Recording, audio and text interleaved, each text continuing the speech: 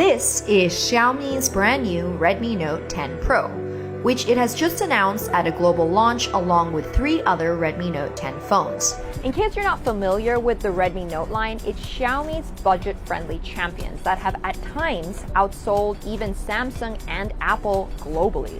With the Redmi Note 10 Pro, Xiaomi is gunning to grab a bigger piece of the pie from Samsung's Galaxy A51 or even Apple's iPhone SE. Now, the Note 10 Pro has a huge 6.7-inch AMOLED display with 2400 by 1080p resolution. It houses Qualcomm Snapdragon 732G chipset. It also rocks a 108-megapixel main shooter and has dual stereo speaker systems.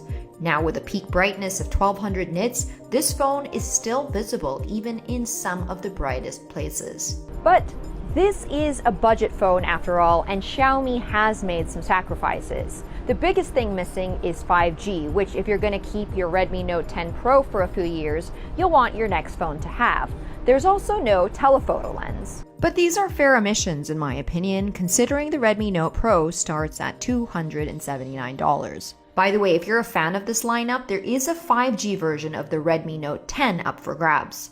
You can check out those details if you need them on my article on cnet.com, and it's also linked in the description box below. Now that you have an overall idea of the device, you're probably wondering about the camera. Now, Xiaomi put an emphasis on the camera in its media paraphernalia for the Red Note 10 lineup. For the 10 Pro at least, Xiaomi has bumped up the resolution of the main shooter, which now has a 108-megapixel wide-angle lens, accompanied by 3 others: an 8-megapixel ultra-wide with a 118-degree field of view, a 5-megapixel telemacro, and a 2-megapixel depth lens. On the front, there's a 16-megapixel selfie camera smack in the top center of the display. During my hands-on time, the camera managed to capture crisp and vibrant photos, especially in environments with ample light.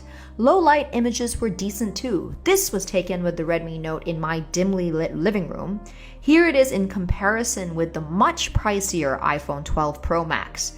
And here are some telemacro photos. This photo of my flowers was taken on super macro mode. Now here it is on default settings. And now here's another photo of my sweats on ultra wide mode. And here it is again on super macro mode. So many details. Now keep in mind there is no telephoto camera on this phone. That means there is no optical zoom. But there is 10 times digital zoom. It zooms in pretty far, but you can't count on it for capturing detail in faraway objects, like these buildings, which resemble watercolor paintings.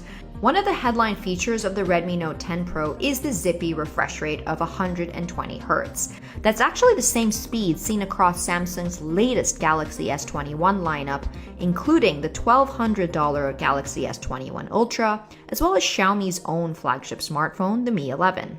Now, the Redmi Note 10 Pro runs on Qualcomm's Snapdragon 732G processor, which is a cut above the 730G chipset found on Google's Pixel. Although it isn't the newest or most cutting-edge processor from Qualcomm stable, you'll have to shell out for the Samsung Galaxy S21 Ultra or the Mi 11 for that, it was more than sufficient for my needs, allowing me to sail through everyday tasks without a hitch. Battery life was solid too, lasting me about a day and a half with what I describe as mild use. That means I made a few short phone calls, watched TikTok videos, wrote emails, read news, watched some more TikTok videos, and took photographs. But when you eventually do run out of juice, refilling the Redmi Note's 5020 mAh battery doesn't take long, thanks in part to that 33-watt wired charger.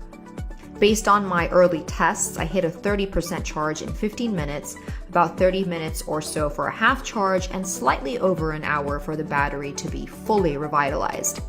And now before we wrap up, let's go over the ports and buttons on this phone because there are quite a few. There's a fingerprint reader located on the right side of the phone, and on top you'll actually still see a humble headphone jack. Just like the international version of the Mi 11, the Redmi Note 10 Pro comes with a bunch of accessories, including a 33-watt wired charger, which I spoke about earlier, a USB-C adapter, and one plastic case. So that about wraps my review video of the Redmi Note 10 Pro, but I'd love to hear from you. What do you think about this phone? Are you going to buy it, or do you prefer the 5G version?